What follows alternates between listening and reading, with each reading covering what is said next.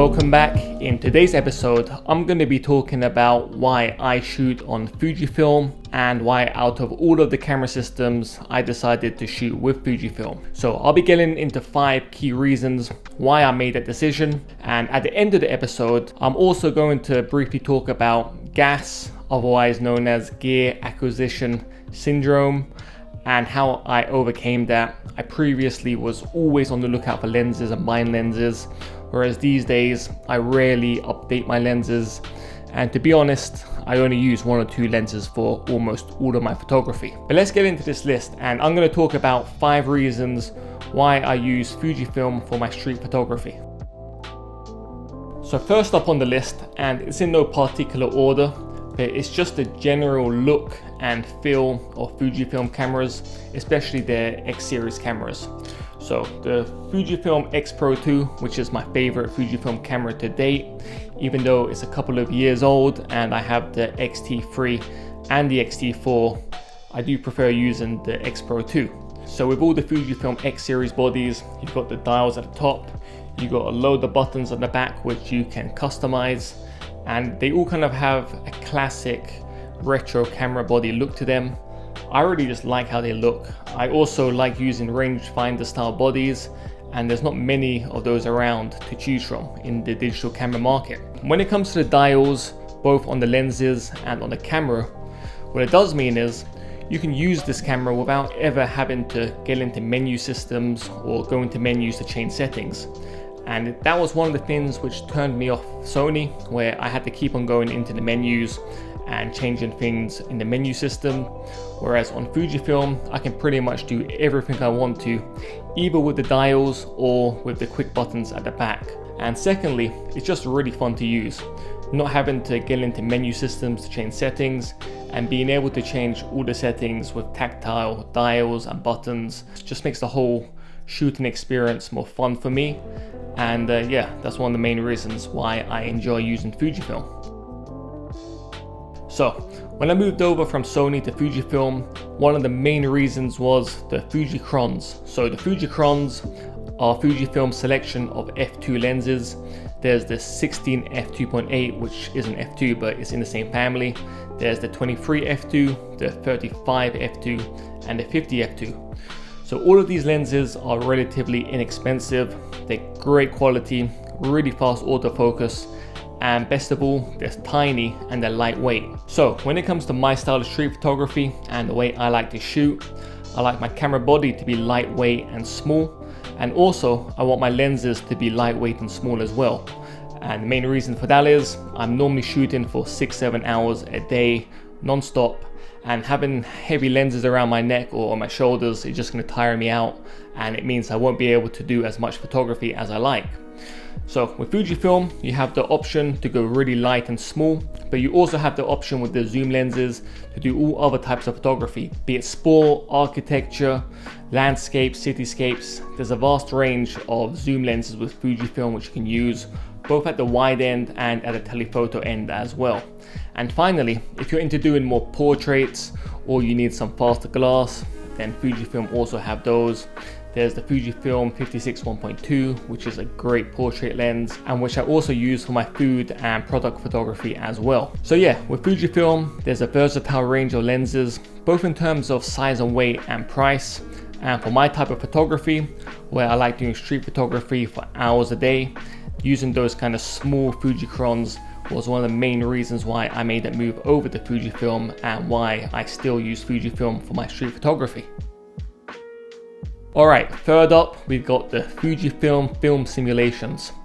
Now, when you're shooting with Fujifilm, the JPEGs just look great out the box. And while I do most of my editing on RAWs, and any photo I post to Instagram is pretty much always edited on a RAW, I do enjoy shooting both in Fujifilm RAW and JPEG. Now, the reason for that is I use my JPEGs as a backup. Secondly, on Mac, the RAWs don't have thumbnails, so the JPEGs serve as a guide where I know which files are moving where. Also, when I'm on the way back from shoots, I like to transfer some of the shots from my camera to my phone.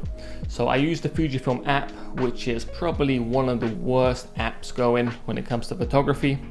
I really hope Fujifilm fixed that one up. It's always so slow and it crashes on me. I like transferring the shots from the camera to the phone, and on the way home, I'll just play around with the shots, I'll try some edits out, or I just post them directly to Instagram stories or to Twitter. And because they're already edited by Fujifilm, they already look great, and it just saves me time having to edit the shots one by one again. So when it comes to the quality of the images produced by Fujifilm cameras, are they better than other camera systems? I mean, that's hard to say and it's completely subjective. So in terms of sharpness, no, they're pretty much all the same across the board. If you have a camera with a larger megapixel count like the Sony A7 bodies, you'll be able to crop in more, and in a sense they are sharper. But when it comes to image quality in general, I do like Fujifilm's Colours. And while I do shoot in RAW, it still does make a difference, because what I found is when it comes to editing images, especially things like skin tones, the RAW files from Fujifilm are a lot easier to edit. When it comes to Fujifilm images, the colors are just really good. When it comes to replicating those colors you see on the street, they just come through really well, and I just find in general it's really easy to edit. And also on Lightroom, because you can still use the profiles, that again just cuts down the amount of time I spend editing my images and allows me to speed up the whole process. So finally on the list, and I've talked about this a million times already on this channel, but it's the fact that both the Fujifilm camera bodies and the camera lenses are weather resistant.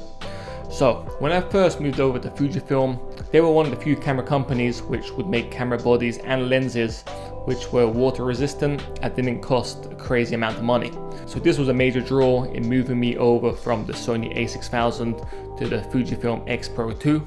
After all of these years of using Fujifilm under some crazy stormy conditions, the cameras have come through, and also it just gives you that peace of mind. So when it starts raining, you don't have to cover the camera up, you don't have to worry about it too much, you can just continue shooting as you would. Also, it really helps with travel photography. If you're going somewhere really humid, or you're going somewhere like Iceland where it's cold and snowing a lot, you don't want to bring a camera which isn't weather resistant, because the last thing you want is your camera and your gear failing you while you're out on location. Another point I want to make is, while I use Fujifilm, it doesn't make it the right system or a better system to the others. As I said earlier, it's just the system which suits my photography. As I said, I like to use small camera bodies, small lenses which are weather resistant. Fujifilm builds cameras to this specification, so it just completely fits into the way I like to do photography. But there is no best or correct camera system, just use the one which is right for your photography needs. Finally, let's talk about gas, gear acquisition syndrome. Now, when it comes to constantly buying gear and camera bodies and camera lenses, I've done this a lot when I started out on photography, and I'll constantly be looking for the next lens. I'd always be on the lookout for the new camera bodies, the new lenses on the horizons, the updates. And to be honest, in recent years, I've done a complete 180 where I pretty much only use one or two lenses, and I still use a camera body which is about 4 years old. So there's already a bunch of episodes on YouTube where people are talking about how gear doesn't matter or gear does matter. In my opinion, the gear does matter, but it's diminishing returns. So up to a certain point, getting a good camera and a good lens will help you. But once you got yourself a decent camera and lens, the quality of your images isn't going to get a lot better by buying that next £2,000 version of the lens or the next camera body with a few updated features. After a certain point, your photos are only going to improve if your skill as a photographer and an artist improve. You're not going to get better by just buying the improved camera lens or getting the next camera body. Instead, you're going to have to study photography, really look into your images, analyze them, see what you're doing well, see what you're not doing very well, make improvements, learn the compositional techniques, colors, lighting. I've done a couple episodes on a lot of these subjects already on this channel. I'll drop some links up above and down below in the description so you guys can check them out. But the main thing here is gear is important, but just up to a point. And then after that, it's all to do with your own skill as a photographer. But yeah. I hope you guys enjoyed this episode. If you have any questions about Fujifilm gear or why I decided to shoot on Fujifilm, drop them in the comments below. And if you have any questions about photography in general, again, drop them down below and I'll make sure to get back to you. A massive thanks for watching this episode. If you guys enjoyed it, hit that thumbs up button. And if you haven't already, remember to subscribe. A massive thanks for watching, and I'll catch you on the next one.